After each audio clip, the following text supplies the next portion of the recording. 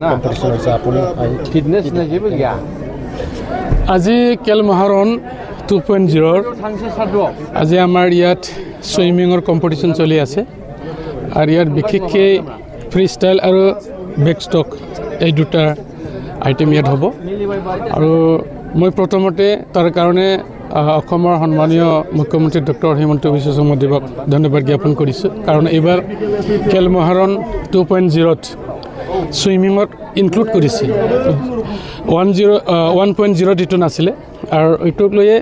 আমাৰ যিসকলে সাঁতোৰবিদ সিহঁতৰ মানে উৎসাহ বাঢ়ি গৈছে আৰু আজি আমি জনাল লেভেলৰ যিটো কম্পিটিশ্যন এইটো আমি চাইছিলোঁ যে আমাৰ কক্ৰাঝাৰ ডিষ্ট্ৰিক্টত আমি ক'ত কৰিম আমাৰ এটা আশংকা আছিলে আমাৰ তেনেকুৱা সুবিধা নাই বুলি কিন্তু লাকিলি আমাৰ কক্ৰাঝাৰৰ ৰিয়েলিটি পাব্লিক স্কুল আছে তাতে আমি ইয়াত পাবলৈ সক্ষম হৈছোঁ ইয়াতে আমাৰ সন্মানীয় চেয়াৰমেন এই স্কুলৰ আৰু আমাৰ প্ৰিন্সিপালৰ লগত আলোচনা কৰি এই জায়গাটো আমি পাইছোঁ গতিকে আজি পুৱাৰ পৰাই এই কমিটি চলি আছে আৰু মই ভাবোঁ আমাৰ ডিষ্ট্ৰিক্টতো বা ডিষ্ট্ৰিক্টৰ লগত সংগতি থকা যিমানবোৰ ওচৰে পাঁজৰে বেলেগ ডিষ্ট্ৰিক্টৰ পৰা পাৰ্টিচিপেণ্টবিলাক আহিছে নিশ্চয়কৈ সিহঁতে ইয়াৰ পৰা জিকি গৈ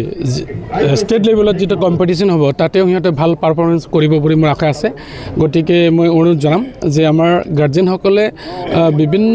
খেলা ধূলাৰ দিশত আজিও আমাৰ তেনেকুৱা সজাগ নহয় কিন্তু আমি শিক্ষা দীক্ষাৰ লগতে কো কাৰিকুলাম যিটো এক্টিভিটিছ এইটো কৰি যাব লাগিব গতিকে মই ভাবিছোঁ আমাৰ ইন ফিউচাৰত কক্ৰাঝাৰতো তেনেকুৱা আমি সুবিধা বনাই দিব লাগিব এইটো নিশ্চয়কৈ BTC চৰকাৰে আৰু বৰ্তমানৰ সন্মানীয় ভিতৰ প্ৰধান প্ৰমোদ বড়ো ডাঙৰীয়াই ইয়াৰ সম্পৰ্কে ভালকৈ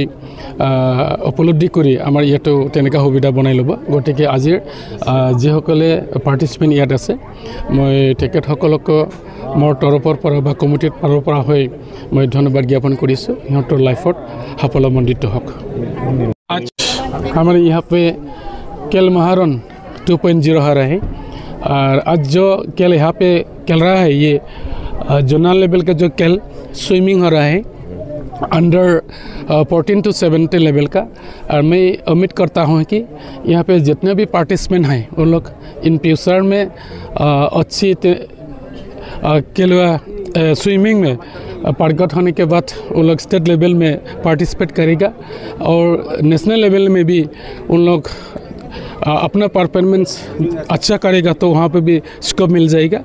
और एक बात ये है कि हमारे यहाँ पे स्विमिंग के लिए इतना इंफ्रास्ट्रक्चर नहीं है फिर भी कोकराझार में एक रियलिटी पब्लिक स्कूल है यहाँ पे हम लोग इस जगह को मिल गया क्योंकि रियलिटी पब्लिक स्कूल में जो प्रेसिडेंट साहब है प्रिंसिपल साहब है उन लोग के बातचीत करके हम लोग इस जगह में स्विमिंग परफॉर्मेंस करने के लिए सुविधा मिल गया मैं उम्मीद करता हूँ आने वाले समय में हमारे यहाँ में भी इससे प्लेयर बहुत सारे आएगा और नेशनल और स्टेट लेवल में उन लोगों का स्थान मिल जाएगा।